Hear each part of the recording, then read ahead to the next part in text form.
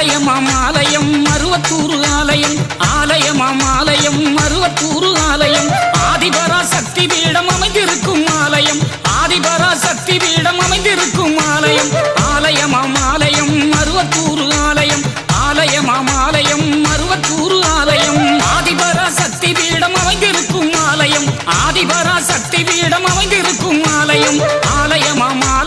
மருவத்தூர் ஆலயம் ஆலயம் மருவத்தூர் ஆலயம்